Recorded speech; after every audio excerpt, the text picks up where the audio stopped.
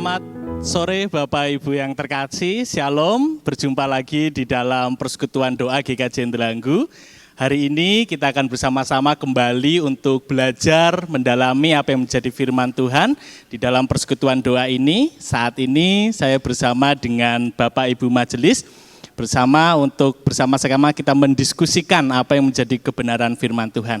Mari Bapak Ibu yang terkasih, kita akan mengawali persekutuan doa ini dengan bersama-sama menyanyikan dari Kidung Jumaat nomor 3 bait yang pertama dan juga yang kedua.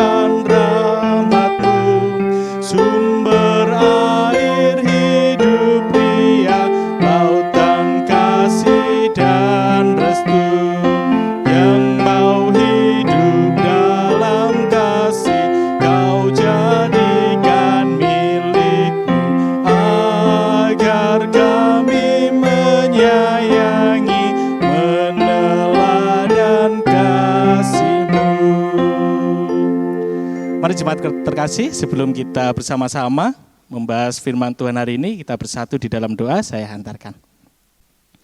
Syukur kehadirat-Mu Tuhan, jika di saat ini kami boleh bersekutu untuk bersama-sama belajar tentang kebenaran firman-Mu, biarkanlah Engkau hadir Tuhan memberkati setiap dari kami, sehingga kami boleh mengerti apa yang menjadi kehendak-Mu di dalam kehidupan kami, dan melalui firman yang boleh kami dengar dan diskusikan bersama ini ya Tuhan, kami boleh bertumbuh dan juga semakin mengenal Engkau, dan juga semakin menjadi kekuatan di dalam iman kepercayaan kami.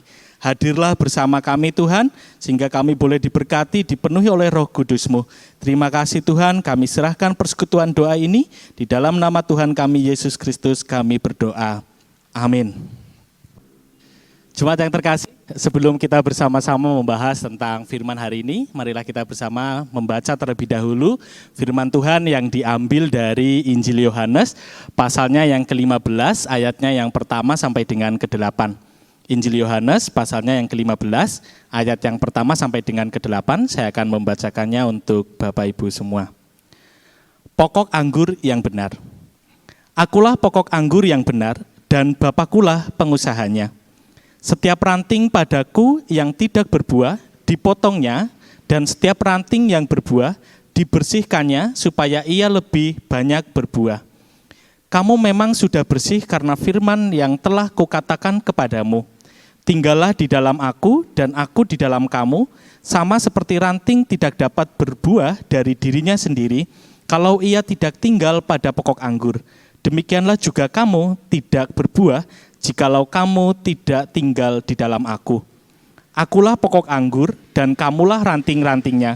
Barang siapa tinggal di dalam aku dan aku di dalam dia, ia berbuah banyak. Sebab di luar aku, kamu tidak dapat berbuat apa-apa. Barang siapa tidak tinggal di dalam aku, ia dibuang keluar seperti ranting dan menjadi kering, kemudian dikumpulkan orang dan dicampakkan ke dalam api lalu dibakar. Jikalau kamu tinggal di dalam aku, dan firmanku tinggal di dalam kamu, mintalah apa saja yang kamu kehendaki, dan kamu akan menerimanya. Dalam hal ini Bapakku dipermuliakan, yaitu jika kamu berbuah banyak, dan dengan demikian kamu adalah murid-muridku. Demikianlah firman Tuhan, berbahagia kita yang mendengar dan juga percaya dan melakukannya.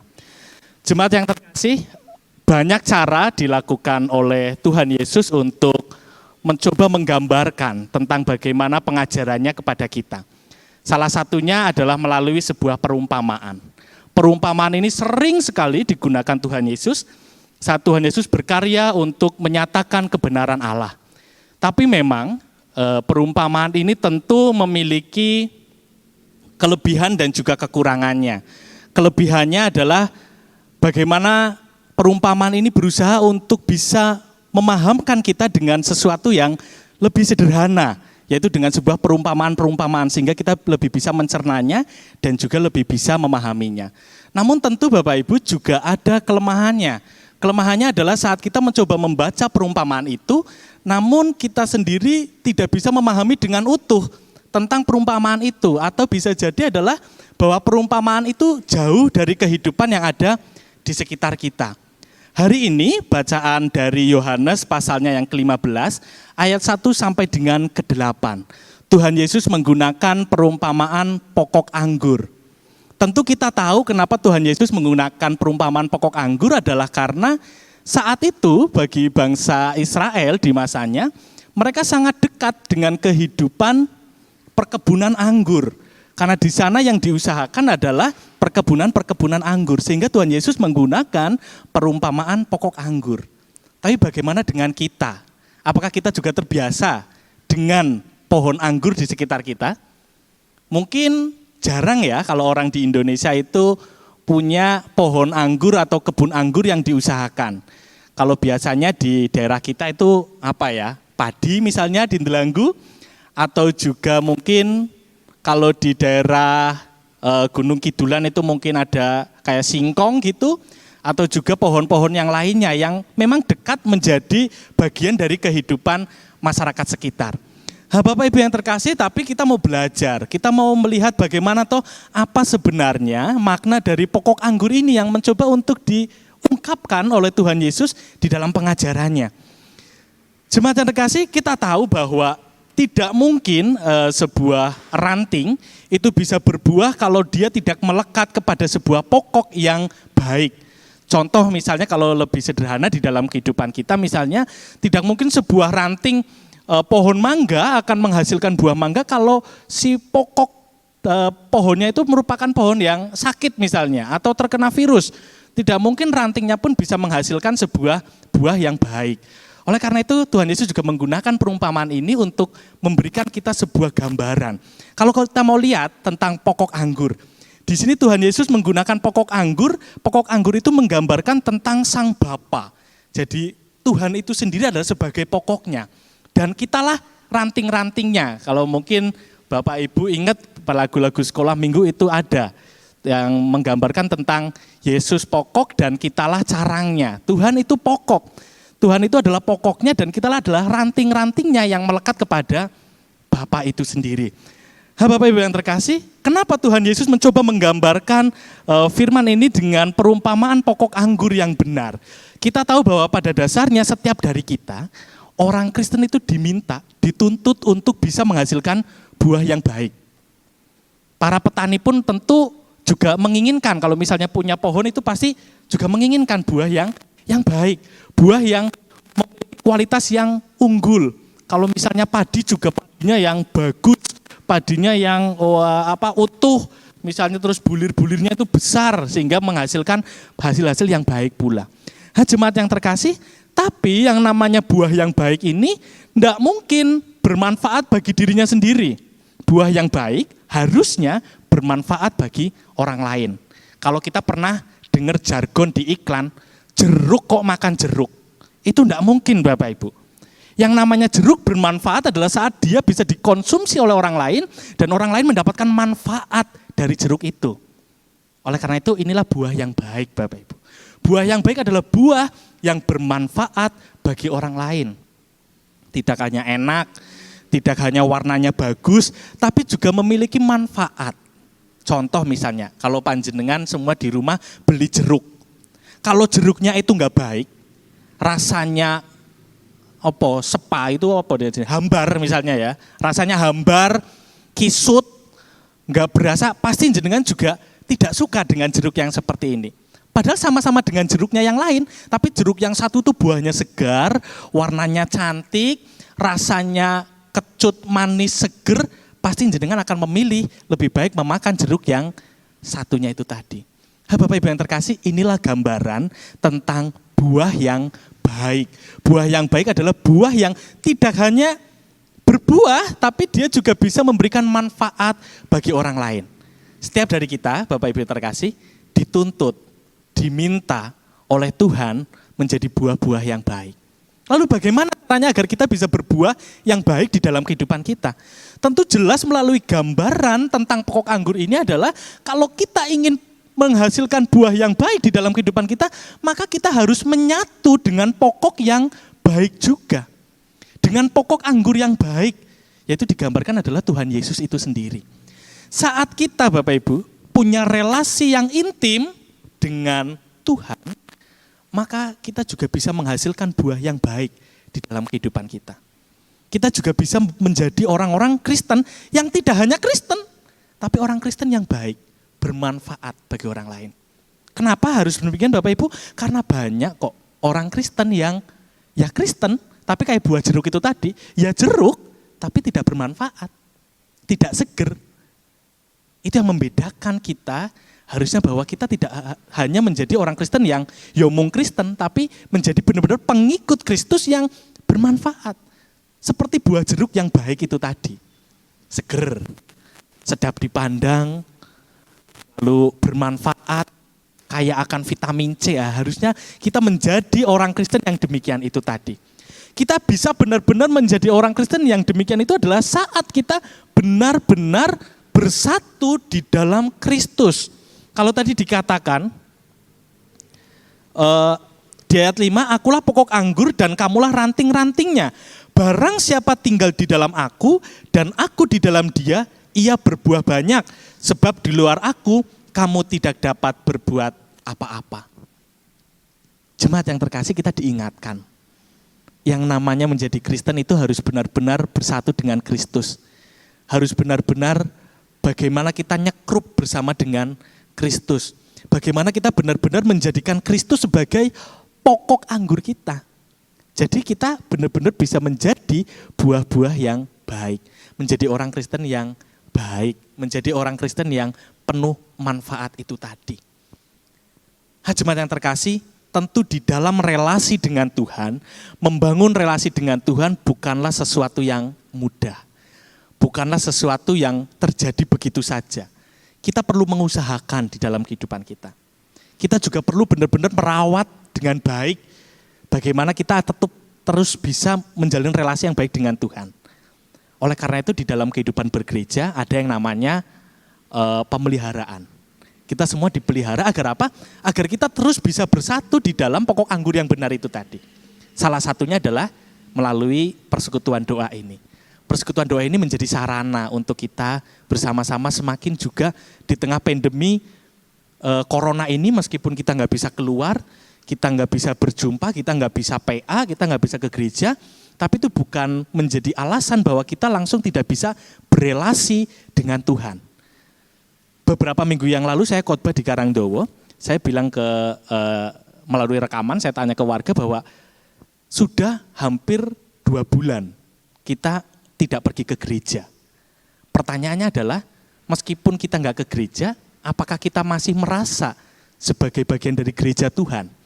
Atau jangan-jangan identitas Kristen kita hanya tergantung kepada pergi ke gereja? Kalau kita hanya menggantungkan identitas Kristen kita hanya pergi ke gereja, berarti kita seperti halnya jeruk yang tadi Bapak Ibu.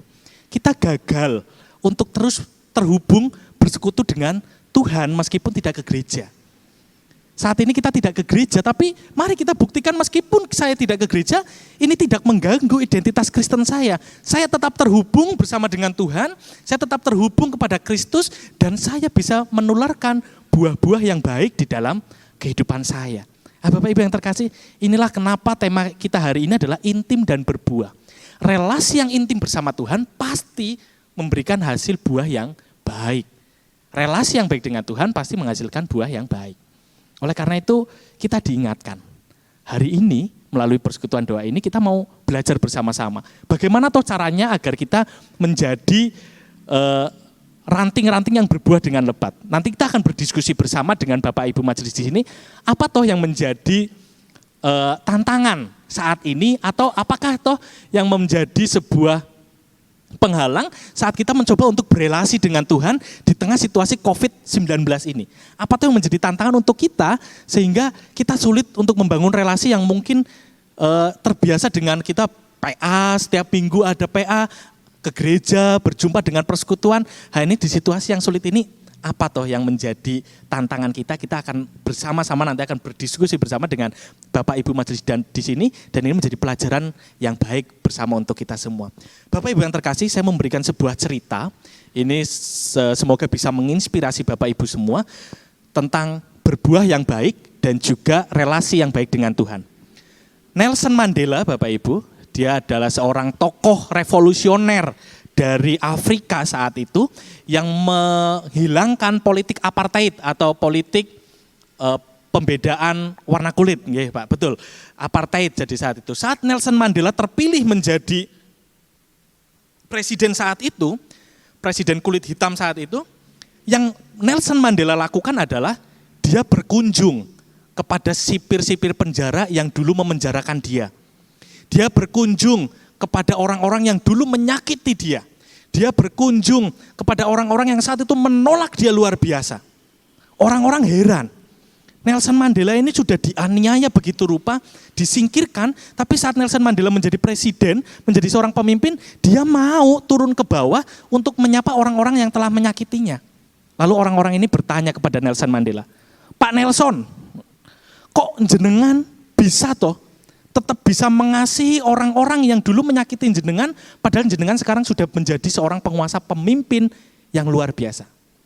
Bapak Ibu yang terkasih, yang dilakukan oleh Nelson Mandela, dia memberikan sebuah jawaban yang sangat mengherankan. Nelson Mandela memberikan jawaban bahwa, coba tanyakan pada guru sekolah minggu yang dulu mengajari saya tentang firman Tuhan. Bapak Ibu yang terkasih, apa yang ditanamkan oleh guru sekolah minggu saat itu kepada Nelson Mandela ternyata memberikan sebuah buah yang luar biasa sekian puluh tahun kemudian.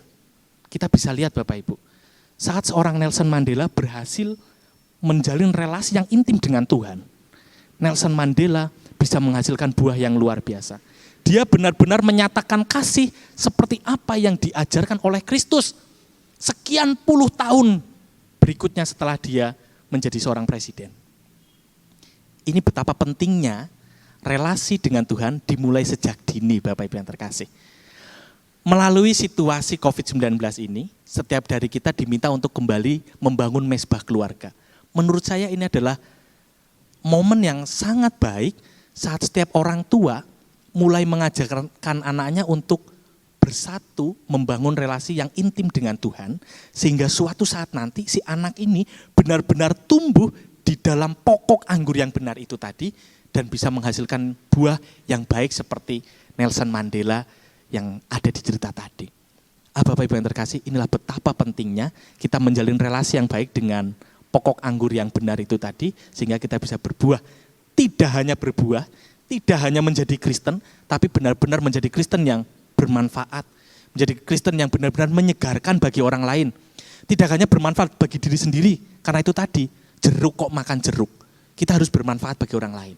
Kita menjadi baik buat orang lain. Oleh karena itu mari Bapak Ibu kita belajar. Bersama-sama berelasi dan juga mengusahakan agar kita terus bisa terhubung bersama dengan pokok anggur kita yang benar. Demikianlah Bapak Ibu, renungan persekutuan doa hari ini. Saat ini kita mau berdiskusi bersama, seperti yang saya katakan tadi, bagaimana dengan kita? Apa toh yang menjadi tantangan, terus bagaimana mungkin caranya setiap dari kita, setiap majelis bisa mencoba untuk mengatasi ataupun mengantisipasi situasi di tengah COVID-19 ini.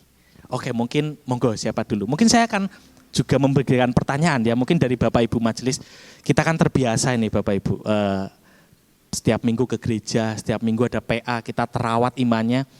Apakah ada perubahan? Apakah ada rasa, dengan tidak ke gereja ini, dengan tidak PA ini kok rasanya ada sesuatu yang kurang di dalam kehidupan spiritualitas kita. Lalu bagaimana toh panjenengan ini mencoba untuk mengantisipasi situasi yang demikian itu. Mungkin monggo dimulai dari Pak Kris dulu, mungkin kita bisa berdiskusi bersama. Ya, mungkin dari saya dulu, Mas Yu.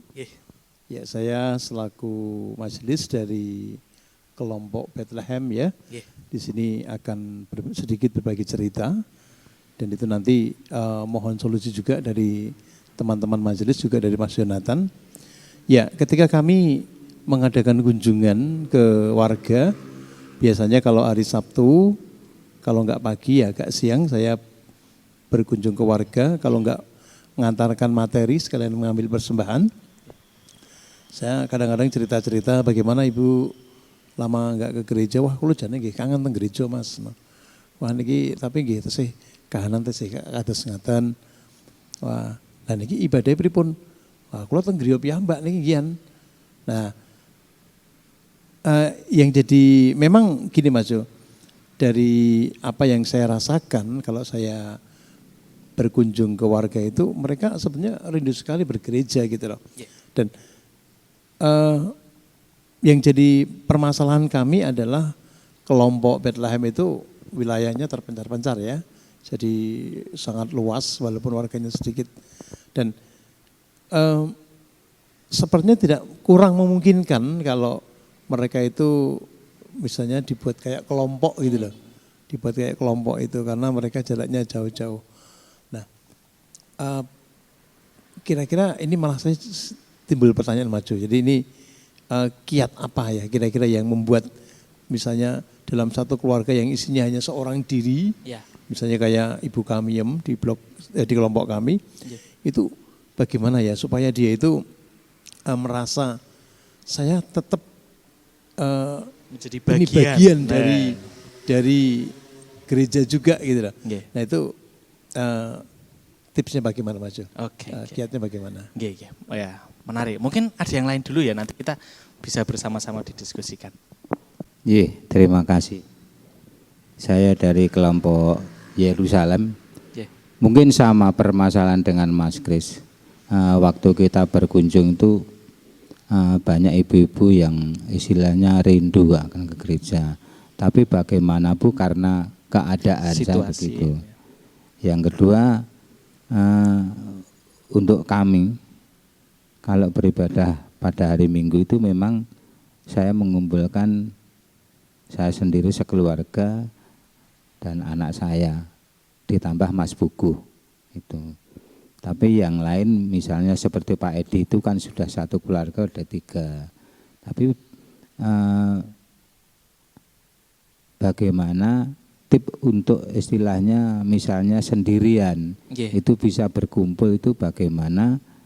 Saya sebetulnya sudah menyarankan seperti Bu Sukar dan Bu Tumijo itu saya suruh jadi satu, tapi dia itu dalam benaknya kok tidak sinkron. Tidak sinkron.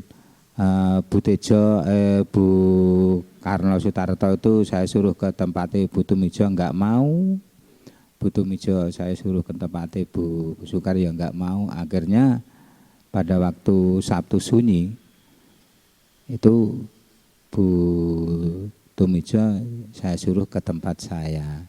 Tapi Bu Sukar pada waktu itu ke tempat anaknya di Kartosuro. Tapi yang lain ya ibadah sendiri-sendiri. Ya mohon nanti tip-tip bagaimana supaya warga kita itu misalnya bisa bersatu. Gitu. Oke, terima kasih Pak Slamet. Mungkin Mas Pras ada, nanti biar sekalian kita obrolkan bareng nih, gimana nih ada situasi-situasi tentang tetap terkoneksi berhubung dengan Kristus, dengan Allah di dalam persekutuan, meskipun situasi kita saat ini tidak bisa memungkinkan untuk, karena kita terbiasa bersekutu, PA, bagaimana kita tetap bisa intim dan berbuah meskipun tidak, mungkin ada sesuatu yang perlu dibagikan oleh Mas Pras atau monggo. Terima kasih. Saya sendiri dari majelis kelompok Betel. Secara psikologis semua kondisi di kelompok dari Bethlehem, Yerusalem, bahkan mungkin di Betania sebenarnya hampir sama. Tetapi di kelompok kami sendiri, di kelompok Betel cukup diuntungkan dengan keadaan wilayahnya yang saling berdekatan, rumah warga yang satu dengan yang lainnya.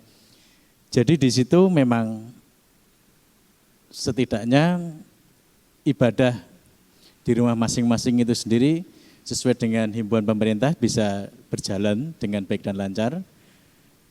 Tetapi ketika ada satu dua keadaan warga yang berbeda dengan yang lainnya, saya sendiri berpikir untuk mencarikan solusi bagaimana warga itu sendiri bisa terlayani akan kebutuhan rohaninya.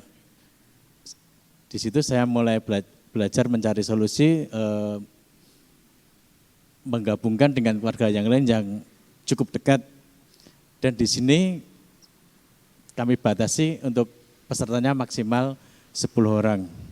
Nah dari situ warga juga merasakan bahwa kehadiran warga yang lainnya itu saling menguatkan.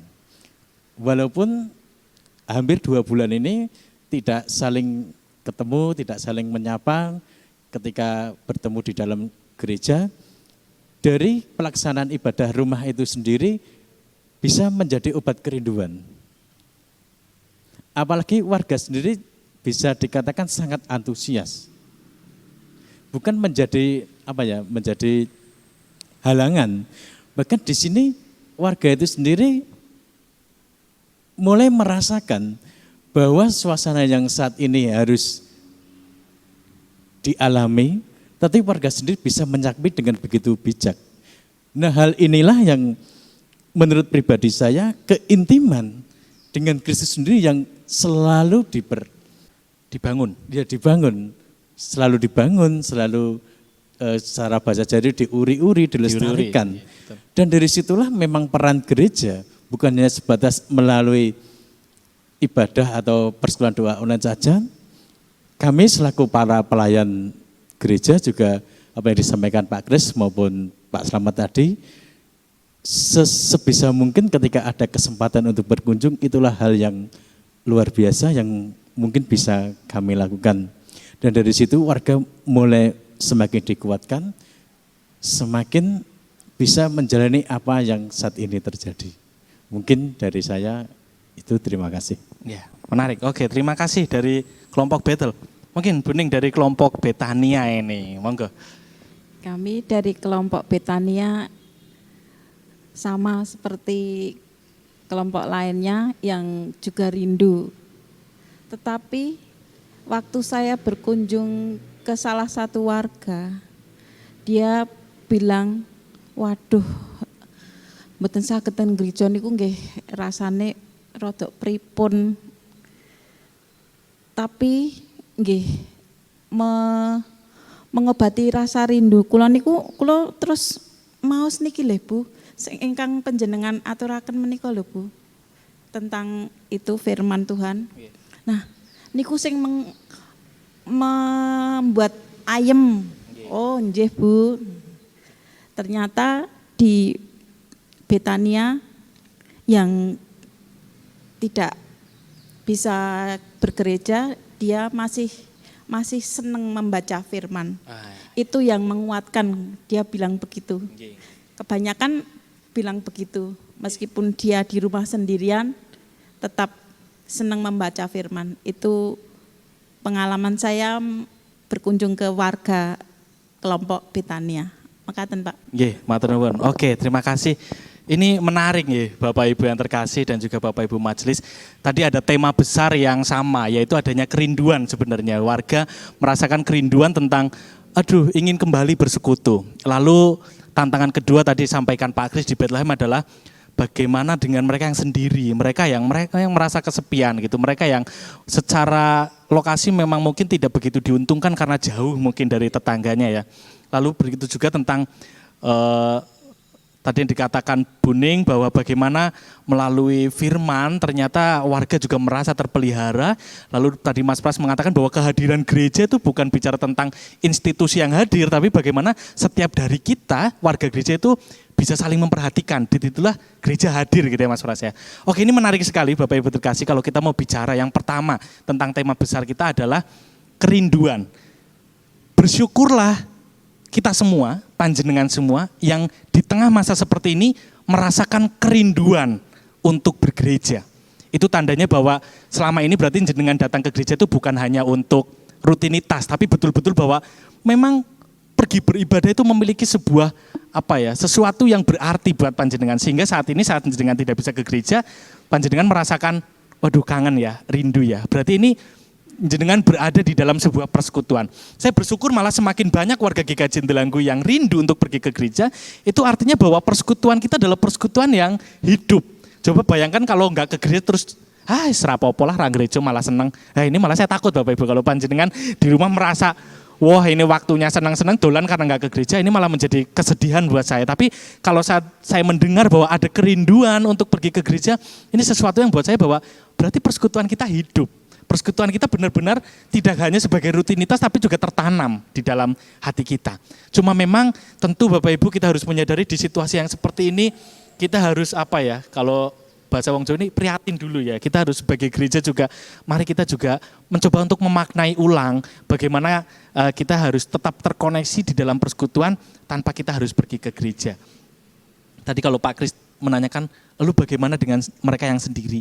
Yang mungkin jauh secara geografis, tidak diuntungkan karena jauh dengan warga yang lain. Menarik apa yang disampaikan oleh Bu Ning, bahwa ternyata firman Tuhan itu memberikan sebuah penghiburan ya Bu ya. Firman Tuhan memberikan penglipuran. Firman Tuhan ternyata hadir bisa memberikan kekuatan. Bapak Ibu yang terkasih, saya mau bilang kayak gini, bahwa saat kita benar-benar berfokus kepada Tuhan, saat kita benar-benar untuk mencoba untuk menyerahkan diri bahwa ya Tuhan saya benar-benar ingin disapa oleh Tuhan meskipun di dalam kesendirian, saat kita benar-benar menyerahkan diri kita, membaca firman Tuhan saja Bapak Ibu, seperti yang disaksikan oleh Bu Ning, menjadi sebuah penguatan yang luar biasa di tengah situasi yang seperti ini. Ini sesuatu yang mungkin hanya bisa dirasakan, sesuatu yang hanya mungkin benar-benar kita bisa rasakan saat kita ngelakoni. Ini seperti laku spiritualitas kita Bapak Ibu.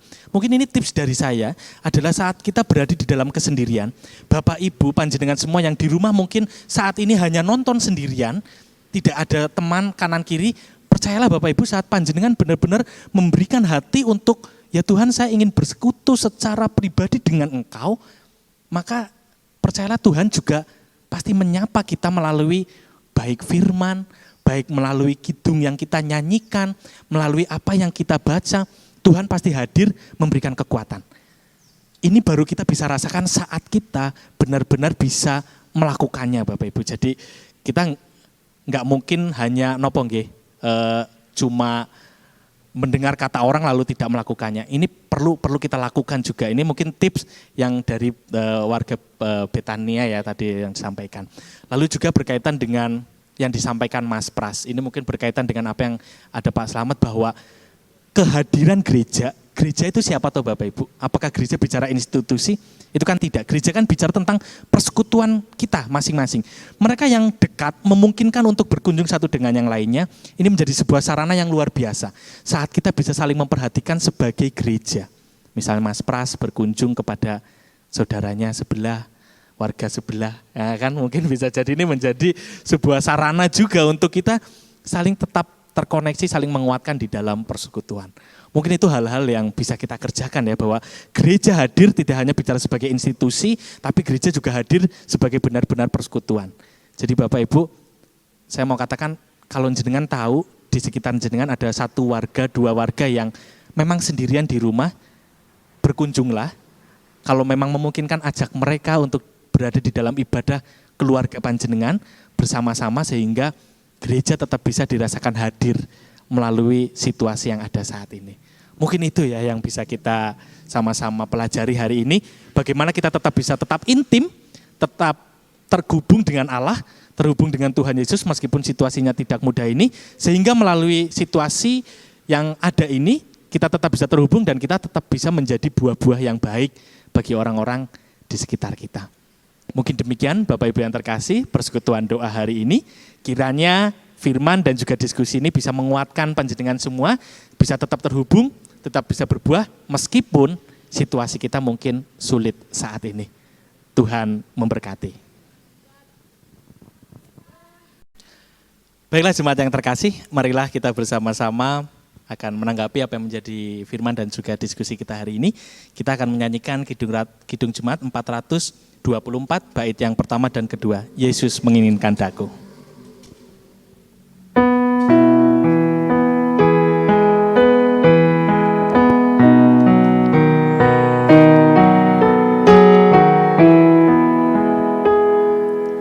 Yesus menginginkan daku bersinar baginya,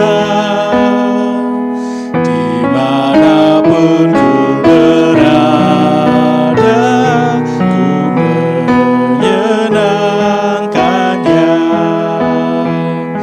Bersinar, bersinar,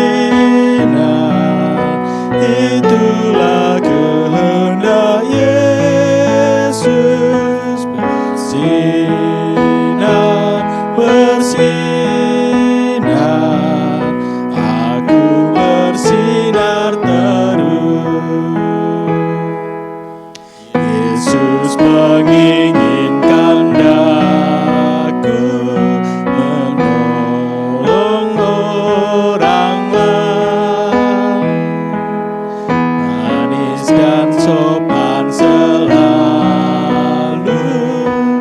ketika ku berlalu. Bersinar, bersinar, itulah kehendak Yesus. Bersinar, bersinar, aku bersinar terus. Marilah kita bersatu di dalam doa. Tuhan sang pokok anggur di dalam kehidupan kami. Pada kesempatan kali ini Tuhan, kami kembali ke hadirat-Mu. Kami bersyukur atas setiap firman yang boleh kami dengar, atas setiap pengajaran yang boleh kami diskusikan bersama. Mampukan kami Tuhan, agar kami terus bisa membangun relasi yang baik dengan Engkau di dalam segala kehidupan kami. Meskipun saat ini kami berada di tengah situasi yang tidak ideal, di saat kami tidak bisa kembali bersekutu bersama dengan saudara-saudara kami, tapi ajarkanlah kami untuk tetap bisa terus bersekutu dengan Engkau. Ajar kami agar terus bisa membangun relasi yang baik dengan Engkau, sehingga kami boleh menjadi ranting-ranting yang menghasilkan buah. Tidak hanya buah yang biasa, tapi kami mau menjadi buah yang terbaik, buah yang benar-benar memberikan manfaat bagi orang lain. Kami ingin ya Tuhan, menjadi umat-Mu yang tidak hanya terbatas pada identitas kami, tapi kami ingin menjadi umat-Mu yang benar-benar menjadi buah yang layak dan juga bermanfaat bagi orang-orang di sekitar kami. Mampukan kami Tuhan, ajarlah kami, sehingga kami boleh terus mengusahakan yang terbaik di dalam kehidupan kami. Kami berdoa untuk persekutuan ini Tuhan, untuk umat-Mu di GKJ Indelanggu. Engkau mampukan kami terus membangun sebuah persekutuan, tetap terikat di dalam kesatuan hati kami, sehingga meskipun kami tidak bisa berjumpa, kami tidak bisa bertemu, tapi kami percaya kami ada satu di dalam persekutuan bersama dengan Engkau. Terima kasih Tuhan. Kami serahkan semuanya dalam tangan kuat kuasa-Mu. Engkau yang membimbing, Engkau yang menolong, Engkau yang memampukan kami. Di dalam Kristus Yesus, pokok anggur kami berdoa dan mengucap syukur. Amin.